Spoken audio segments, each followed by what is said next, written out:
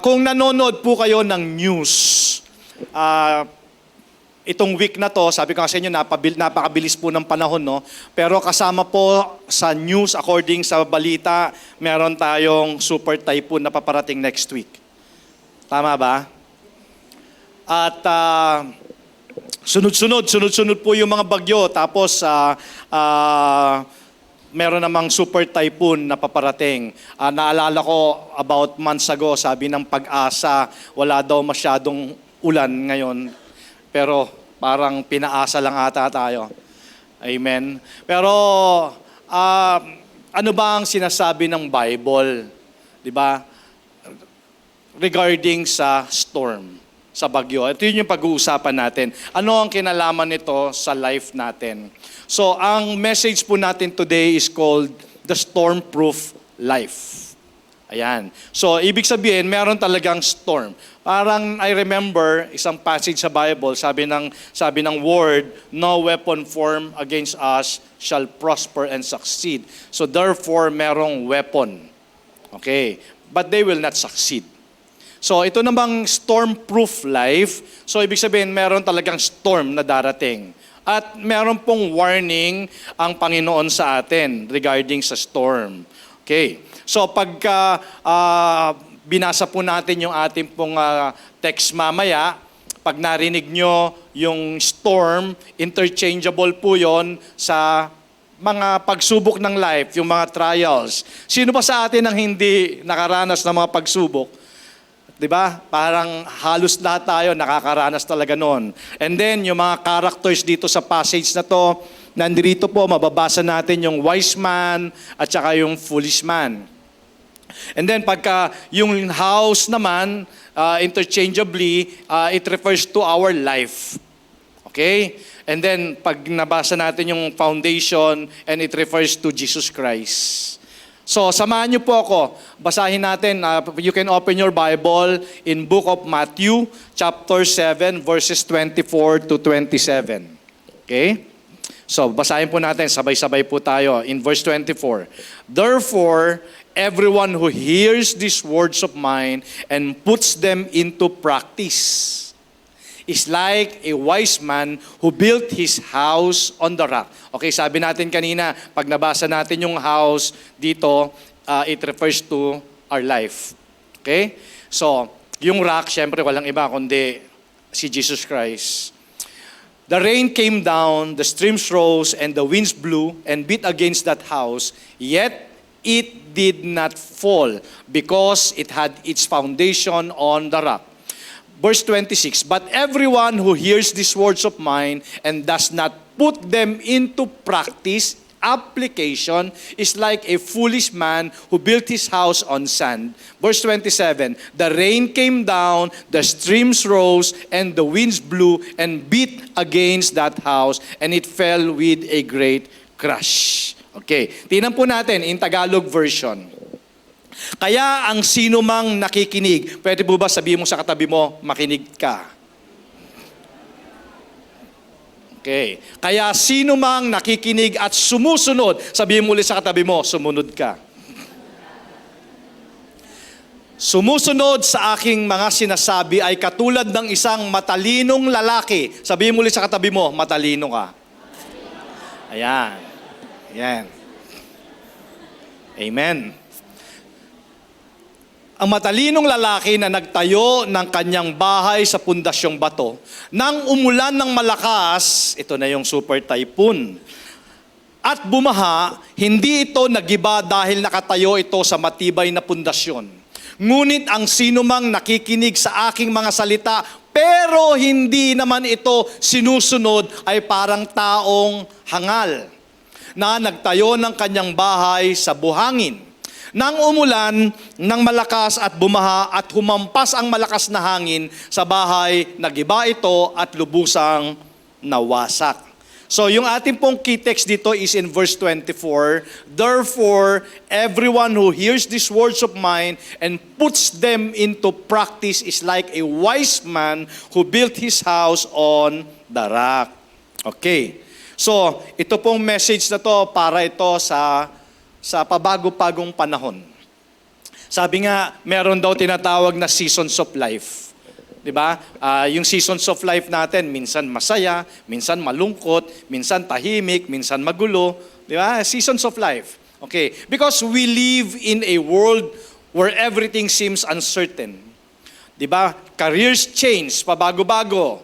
Yung economy natin, rise and fall. Nakita nyo naman po kung anong nangyayari sa paligid natin, sa ekonomiya natin. Relationships change. Health deteriorate unexpectedly. And many people, ito po ang nakakalungkot, many people spend years building their lives only to watch everything collapse when difficult comes or difficulties come. Diba? Yung para bang buong buhay natin, ginawa natin lahat ng sarili nating paraan, and at the end, magko-collapse lang pala pag may mga difficulties na mga dumadating. So talagang we live in a world where everything seems uncertain. Wala talagang kasiguraduhan. Even nga yung bukas, hindi tayo sigurado na dadating eh. Tama ba? May nakakasigurado ba dito na bukas dadating? O bukas buhay pa siya? Wala, di ba? Uncertain. Okay. Then Jesus, dito sa binasa natin, teaches us a powerful truth in Matthew chapter 7, 24 to 27, na ang storms are unavoidable, but destruction is not. Yun yung gusto kong makita ninyo. Na wala talaga tayong magagawa dahil di natin mapipigilan talaga ang bagyo. Wala tayong kakayanan para pigilan ng bagyo. Pero, pwede pala nating iwasan yung distraction. Hindi natin kaya kontrolin ng storm.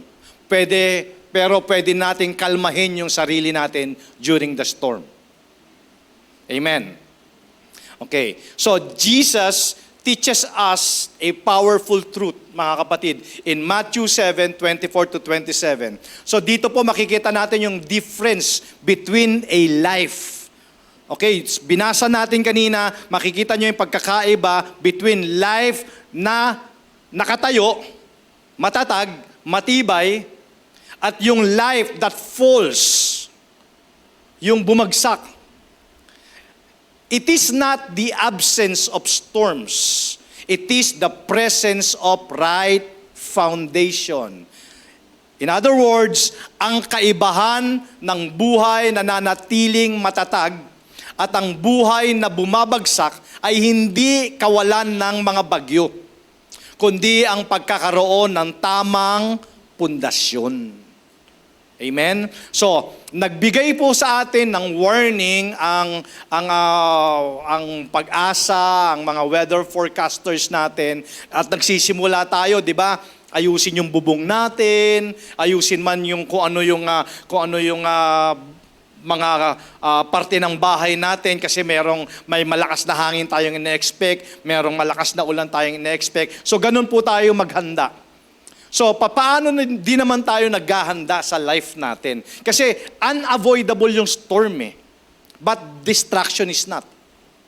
So, when your life is built on Jesus Christ, your life is storm-proof.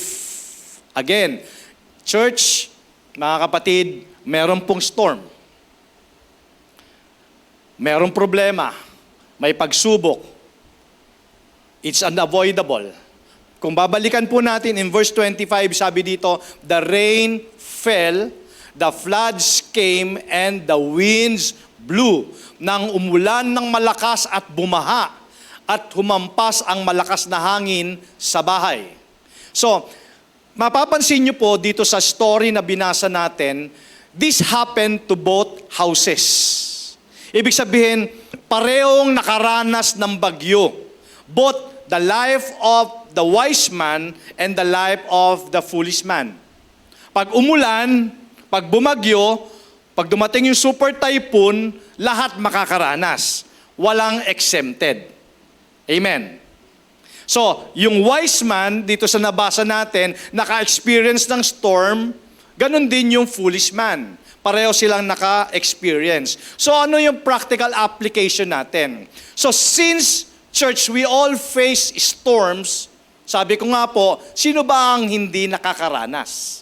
Sino ba dito hindi nakakaranas ng financial difficulties? Sino ba ang hindi nakakaranas o nakaranas ng family conflicts? Sino ba ang hindi nakaranas ng health challenges? Sino ba dito yung hindi nagkasakit? Sino bang hindi nakaranas na ma-disappoint? Sino bang hindi nakaranas ng namatayan ng mahal sa buhay? Sino bang hindi nakakaranas ng spiritual battles? So, church, we all face storms. Kagaya po nung binasa natin, both yung wise man at saka yung foolish man, pareho sila nakaranas ng bagyo. Okay? So, maraming mga tao, and even mga Christians, ang question nila is, bakit nangyayari sa akin to? So, church, the better question is not, why am I facing a storm? But what foundation am I standing on during the storm? Yun ang siguro mas magandang question. Hindi, kasi nga, kung unavoidable ang storm, so hindi na yung question na bakit nangyayari ito. So mas maganda siguro, ang itanong mo sa sarili mo is, anong foundation ba, o saang foundation ba ako nakatayo? Because storms reveal what foundations conceal. Pagkatapos yung aftermath ng earthquake, yung aftermath ng baha, yung aftermath ng storm, dun mo makikita kung matibay yung pundasyon. Kasi kung mag-iikot po kayo, especially sa mga ganitong subdivisions, pag nakita mo, okay, nakita mo physically, yung magaganda yung mga bahay, di ba? Pag tiningnan mo sa labas, it may look strong. Pag walang bagyo. But only a storm reveals whether it was built correctly. Tama? Doon mo lang malalaman eh. Makikita mo, ang ganda sa labas. Pero pagka may storm, doon mo lang makikita. Kasi akala mo stable, no? Akala mo maganda yung quality ng mga materyales na ginamit. Likewise, church, trials reveal the true condition of our spiritual foundation. Pag pinag-usapan natin ang spiritual na buhay, yung mga pagsubok, yun naman na nagre-reveal ng tunay na kondisyon ng ating spiritual foundation. Sino ba dito hindi dumadaan sa pagsubok? Meron ba? So kung meron po, ay balik na lang kayo next Sunday. Mukhang hindi para sa inyo tong message. Pero tama ba? Lahat tayo, di ba? Lahat tayo. Iba-iba lang siguro pinagdadaanan natin. Sabi ko nga, last year, pinagdaanan mo din yan, napagtagumpayan mo. Ngayon, nagpalit lang sila ng pangalan, nagpalit lang ng kulay. Di ba? Pero ganun pa rin. Church, in James chapter 1, verses 2 and 3, this passage reminds us that trials test our faith and produce endurance. Sabi dito in verse 2, in James chapter 1, 2 and 3, consider it pure joy, my brothers and sisters, whenever you face trials of many kinds. Naniniwala na kayo sa akin, sa lagi ko sinasabi sa inyo, marami pa yan.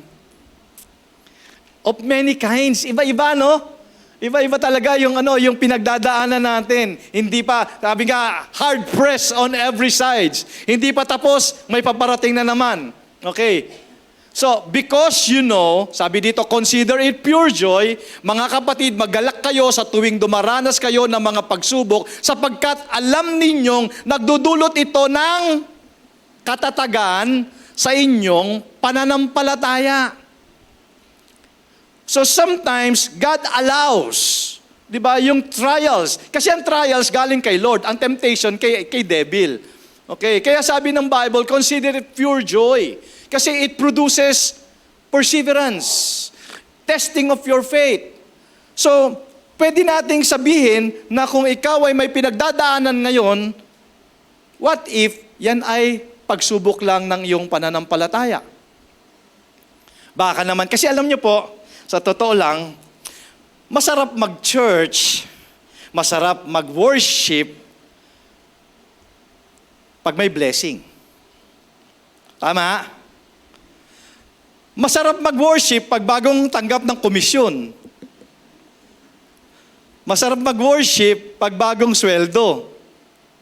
Pero kaya mo pa rin kayang mag-worship kung meron kang pinagdadaanan.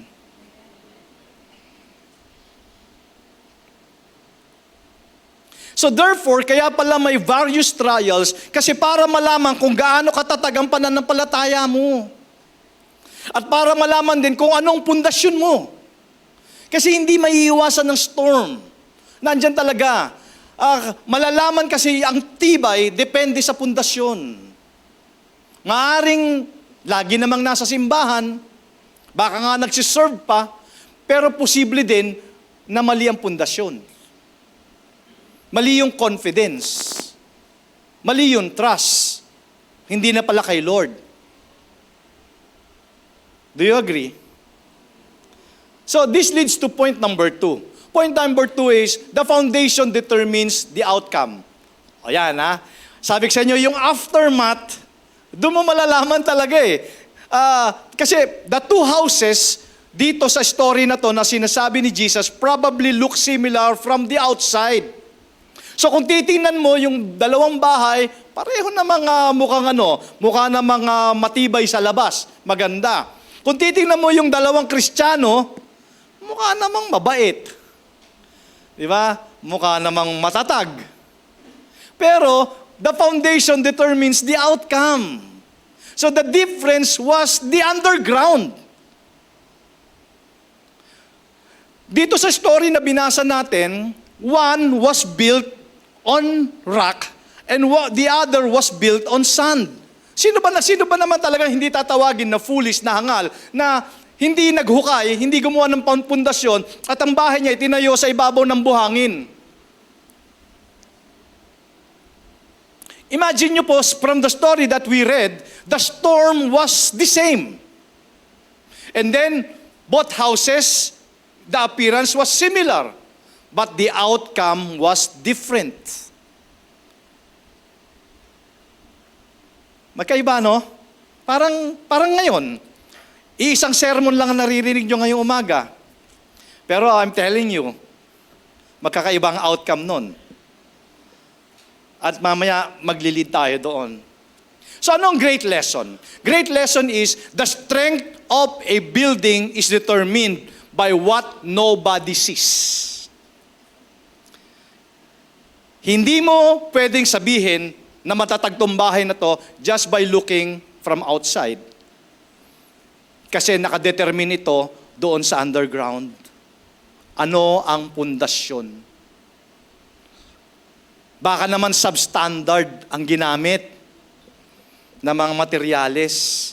Baka naman substandard faith o substandard trust. Lagi namang nasa church. Likewise, the strength of your life is determined by your spiritual foundation. Kasi marami mga tao, binibuild nila yung kanilang life, yung kanilang stability, yung kanilang security sa pera. Diba? Doon nakabuild yung kanilang stability. Kailangan marami tayong pera para secure. Kailangan maging successful tayo para secure. Kailangan maging famous tayo para secure. Kailangan tayo ay well-educated para secure. Kailangan talented tayo para secure. Well, I'm not saying it's wrong. Pero hindi ito yung security natin eh. At hindi rin ito yung stability natin.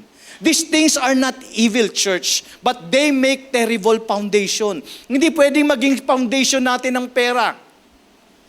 Diba? Because money can disappear. Diba? Pwedeng mawala yung pera anytime eh. And careers can end. Hindi mo alam, 'di ba? Hindi mo alam kung hanggang kailan yung trabaho mo. Hindi mo alam kung mali-lay off ka o whatever. And Hindi ka rin pwedeng mag-put ng trust. Sabi ng Bible, hindi ka pwedeng mag-put ng trust, ng security mo sa tao because people can disappoint. Hindi ka rin pwedeng magtiwala sa health mo. Di ba? Just recently, I heard one story. Sabi ko noon, napakalakas niya. Talagang everyday, nagwo-walk, nagja-jogging, nag-exercise. Pero yun, tinawag na ng langit. So even your health, hindi mo pwede sabihin niya ng security mo. Hindi, healthy naman ako. Sige, saka na si Lord. Hindi. Do you agree, church? Amen?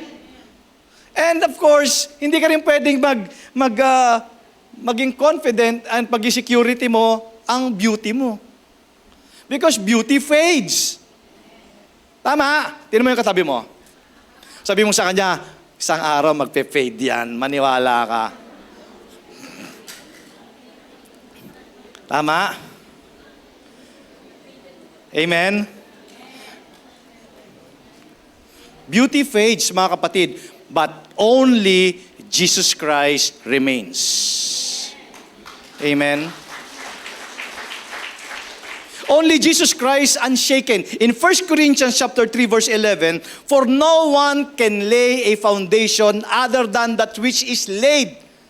Di ba? Tapos na. Nandun na yung pundasyon at walang iba which is Jesus Christ. Jesus is not merely part of the foundation. Jesus is the foundation. Siya talaga yung pundasyon natin, mga kapatid.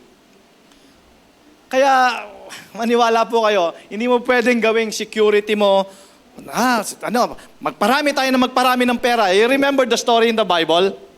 Yung isang mama, sabi niya, magpaparami ako ng pera. Mag-iipon ako na mag-iipon, di ba? Nung nakaipon na siya ng marami, sabi niya, marami na akong pera, marami na akong ipon, magsasaya na lang ako. Sabi ni Lord, isa kang hangal, dahil kukunin na kita ngayong gabi. Tama? Remember the story? Yan. So, yung daming pera na inipon mo, pag-aaway-awayan lang nila yan. And this leads to point number 3. Building on Jesus make you stormproof. Pastor, ba't ganun? Kung kailan naman ako naging Christian, mas dumami yung pagsubok ko. Mas dumami yung... Sino yung ganun dito? Kailan siya naging Christian, mas dumami problema niya. Yan, amen. Ako, totoo po yun. Totoo sa akin yun. Sabi ko nga grabe. Kasi, alam nyo ba, Jesus never promised a storm-free life. But He promised a secure foundation. Kaya, church, unang-una dapat binibuild natin yung identity natin on Christ. Lagi ko sinasabi sa inyo, lagi ko pinagyayabang sa inyo, ipagyabang mo na anak ka ng Diyos. Yun yung identity mo. Amen? Because many people define themselves by their job. Diba? Yun ang identity niya. Porque maganda yung trabaho niya, diba? Maganda yung kanyang kinikita, yun ang identity niya. Pero believe me, it fades. Pwede mawala anytime . And then, many people define themselves by their achievements. Diba? Yun na, hindi na, nawala na sa equation si Jesus . Dahil sa dami niyang mga achievements, sa dami niyang mga trophies and everything, it also fades. And even failures, may mga tao din na ganon. Dinidefine nila yung sarili nila by their failures. Yung iba naman, dinidefine naman nila by other people's opinions. Para bang wala na siyang laging binabantayan kung ano sasabihin ng ibang tao. Di ba? Hindi ka na makapag-desisyon ng sarili dahil baka ano sabihin nila. So when those things change, their identity collapses. Alam niyo po, pinatunayan niya noong pandemic. Di ba? Alam nating lahat yon. Lahat tayo na nabubuhay pa ngayon, alam natin yon. Yung pera mo walang nagawa. During the pandemic. Di ba? Kahit na marami kang pera noon, pag wala kang lugar sa ospital, maraming tao namatay sa tent. Kahit may pambili ka ng gamot, kung wala kang gamot na mabibili, church, mamamaalam ka ng maaga. But when your identity is rooted in Christ, your worth remains secure. Amen? Alam mo yung value mo. Alam mo na anak ka ng Diyos, alam mo yung value mo, alam mo yung worth mo, kasi ikaw ay tinubos sa pamamagitan ng dugo ni Jesucristo. Hindi ka tinubos ng, sabi ng Bible, not by precious stones, not by gold. Sa panahon natin ngayon, hindi ka tinubos sa dollar, sa peso, sa euro dollar, o whatever. Ikaw ay tinubos at ako ay tinubos sa pamamagitan ng dugo ni Jesucristo. Church, napakamahal natin. Dahil sobra tayong mahal ni Lord. Medyo yung pinantubos sa atin, life ni Jesus. Kasi yung iba, dinedetermine nila, identity nila by their promotion. Hindi yun ang nagbibigay ng value sa atin, mga kapatid. Dahil you have been promoted. And even your failure cannot make you less valuable. The cross settled your worth forever.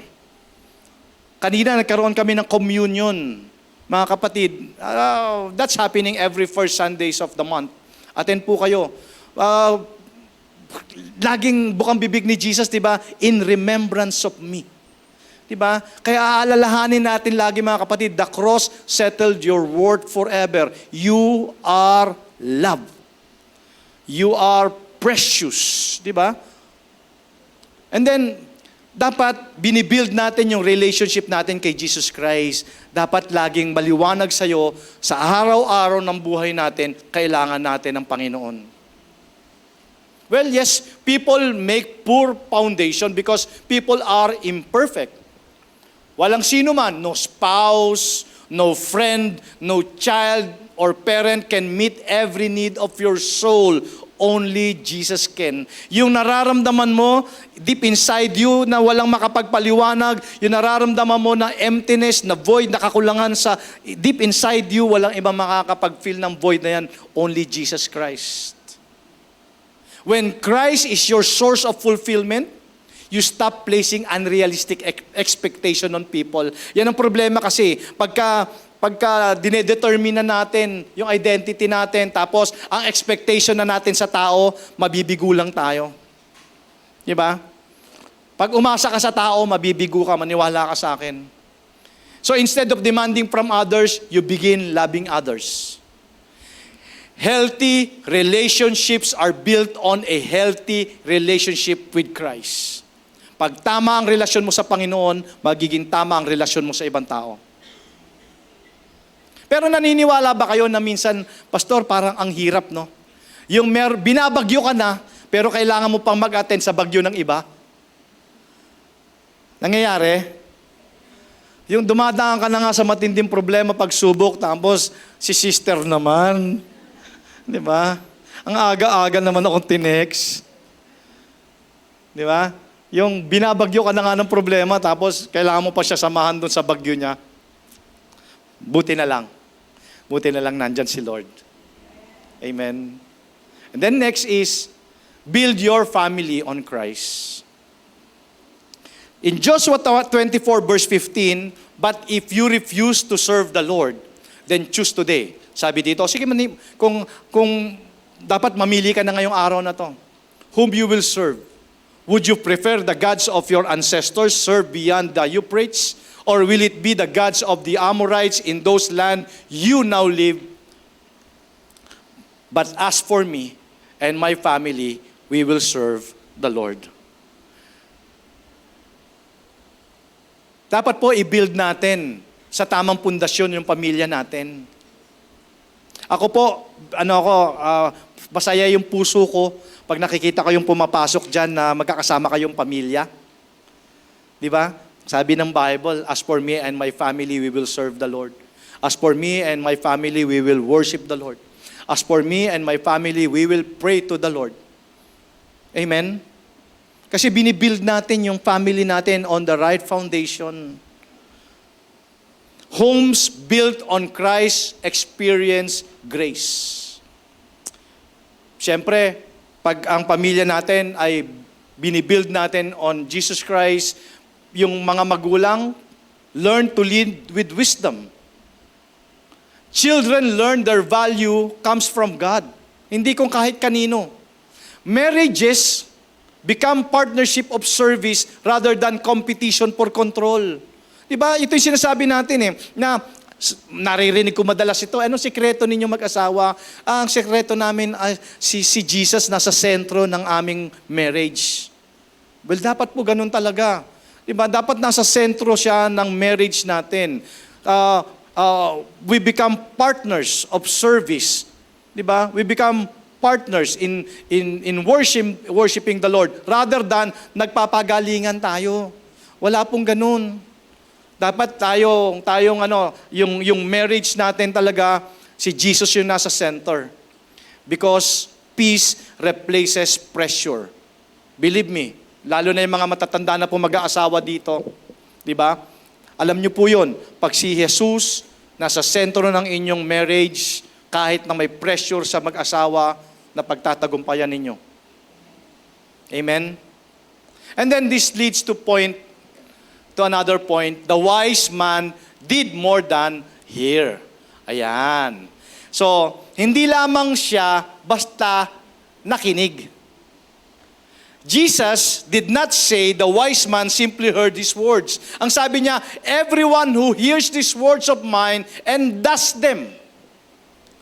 So, hindi talaga, church, knowledge alone is not enough.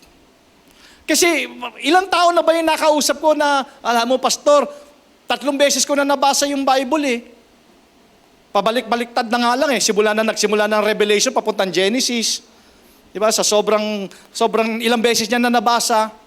Well, tapos pagtatalunan pa natin kung anong version ng Bible, di ba? Well, ako kasi naniniwala ako, ang pinakamagandang version ng Bible, yung natatranslate, yung translation ng Bible, natatranslate sa life natin. Di ba? Hindi naman tayo nagpapaubusan ng Biblia na kailangan mabasa natin ng buo yung at yun lang. Sabi dito, everyone who hears these words of mine and does them. Di ba? Ina-apply natin. Hindi ito paramihan ng nabasa. Amen ba yon? Kaya nga we encourage ang church, we encourage na do your daily devotion. Kailangan meron kang word every day. Kasi yung word yung magdadirect sa atin. Lamp yun to our feet. Di ba yung word? And sabi dito sa everyone who hears these words of mine and does them, the wise man obeyed. So, ano ibig sabihin nito? Building on Christ means, siyempre, kung ano yung gusto ng Lord, yun yung gusto nating gawin. At yung ayaw ng Lord, yun din yung ayaw nating gawin. Tama? Kasi, mga kapatid, anong sabi dito? Everyone who hears these words of mine and does them, kailangan talaga ipamumuhay, gagawin talaga natin, i-apply natin. Hindi po tayo nagbabasa ng Bible para maging selective. Ito gusto ko to. Gusto ko ito lagi. God will provide. Di ba? God will provide. God will prosper me. Tama naman. Pero nung sinabi na ng Bible na forgive, hindi para sa akin yan. Tama. Do you agree na sometimes selective tayo sa Bible? Hello? Namimili lang tayo kung ano yung gusto natin. Ito, minsan nga, di ba, bago mo buksan yung Bible, nakapikit ka, tapos yung daliri mo. Tuturo mong ganon. Delikado po yun. Kasi meron akong kilalang ganon Ganon niya, ang natapatan niya yung kukunin na kita ngayong gabi.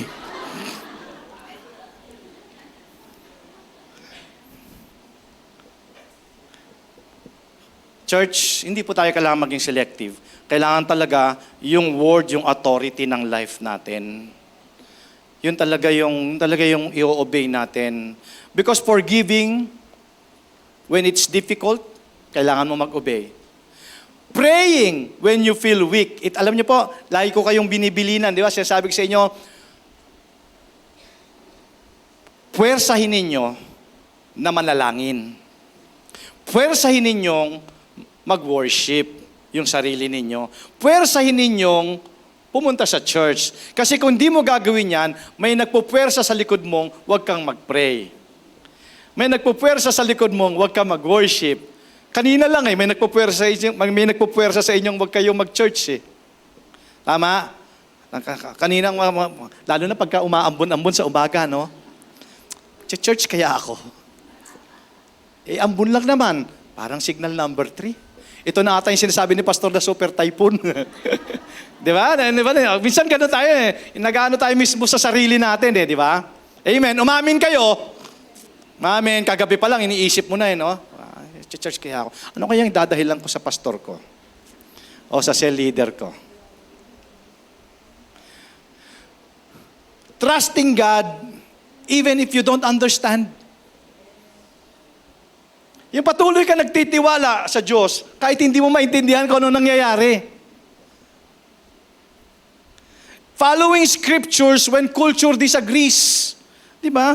Kasi ito na yung kultura natin ngayon eh. Di ba? Hindi naman yan ang sinasabi ng word eh. And then walking by faith rather than feelings.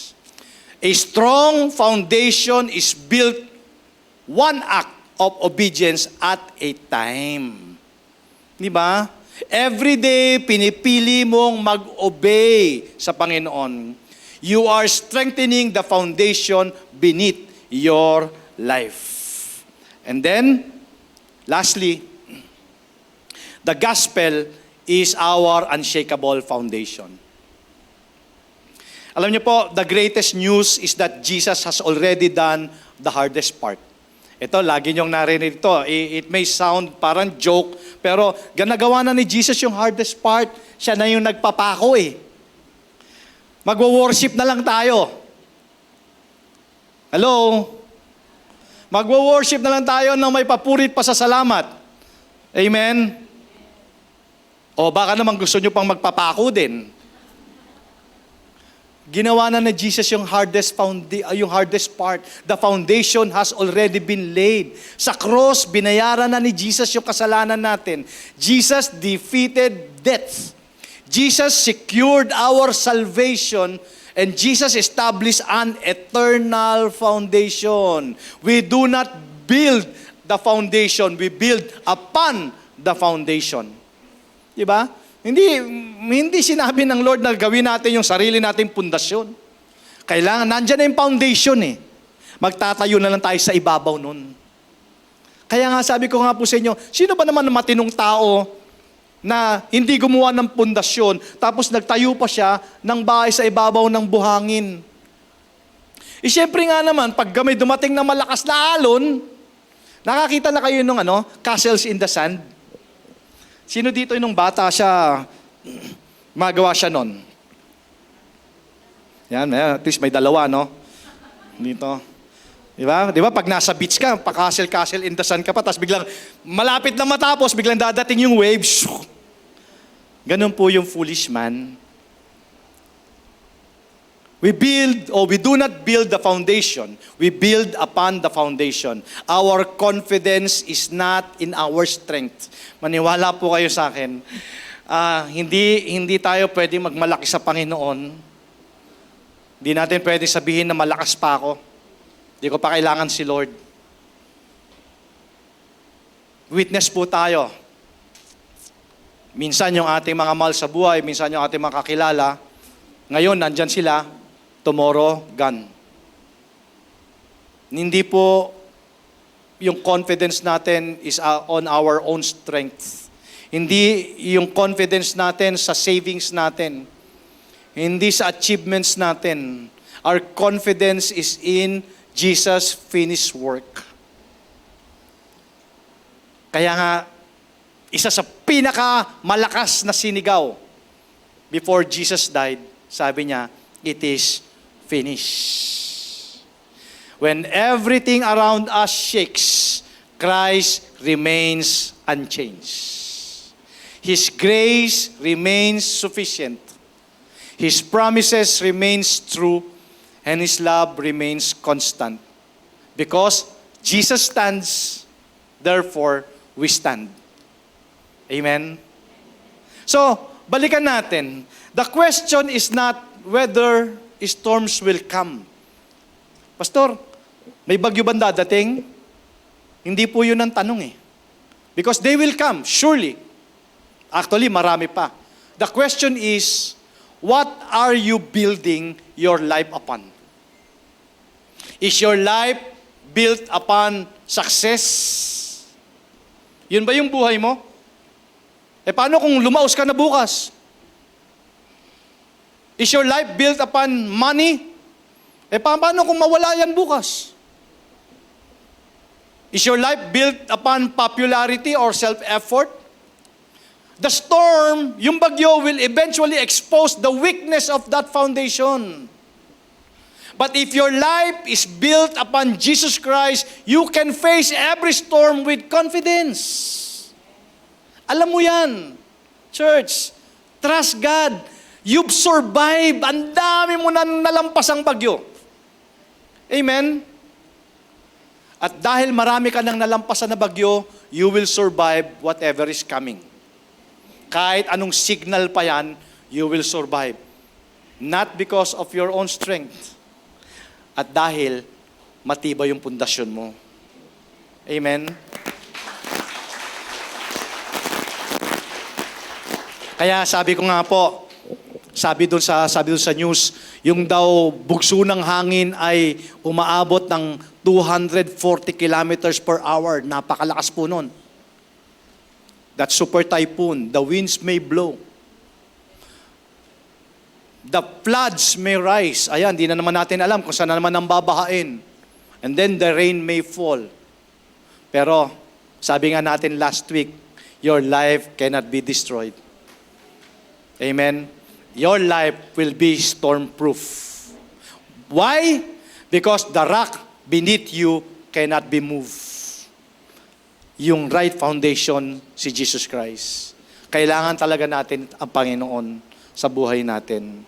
Build natin, mga kapatid, couples, build your marriage on Jesus Christ. Build your family on Jesus. As for me and my house, we will serve the Lord. Build mo yung career mo on Jesus. Build your ministry on Jesus. Build your future on Jesus. And when the storms come, you will discover that the foundation beneath your feet is still standing. Your life will be storm-proof when it is built upon Jesus Christ, the solid rock. Amen? Amen? So bago po tayo maghiwa-hiwalay ngayong umagang ito, ang question is, saan nga ba nakabuild yung life mo? Siguro nung pagpasok mo kanina dito, maaari sigurong ang confidence mo nasa sarili mo. Kaya ko to. Kaya ko yung bagyo. Saan ba nakabuild yung life mo? Hindi, marami naman akong pera eh. Self-effort? Nasaan ba yung confidence natin? Alam niyo po, napag-uusapan natin ito ngayong umaga kasi nade-determine ang katatagan ng buhay natin pagkatapos ng pagsubok. Pero alam niyo po, ang nakikita ko ngayong umaga, mga matitibay, mga matatatag na anak ng Diyos because you remain standing. Alam niyo kung bakit? Kasi alam ko, ang dami niyong pinagdaanan. Dahil kung bumigay ka na, wala ka sana ngayon dito ngayong umaga, pero nandirito ka pa. Amen? Patuloy kang umaasa sa Panginoon. Patuloy kang, sabi nga, you keep on trusting even if you don't understand. Maraming mga bagay sa life natin, di natin maunawaan, di natin maintindihan. Kasi mahiwaga ang buhay. No, mahiwaga ang buhay. Di natin maintindihan minsan, pero sabi ko nga, ako sa sarili ko, sabi ko, well, Father, I'll keep on trusting you even if I don't understand. Marami rin ako hindi maintindihan, pero later on, pinapakita ng Panginoon yung dahilan. Consider it pure joy when you face various trials or of many kinds. Kasi it produces endurance and it produces patience. You are stronger than before.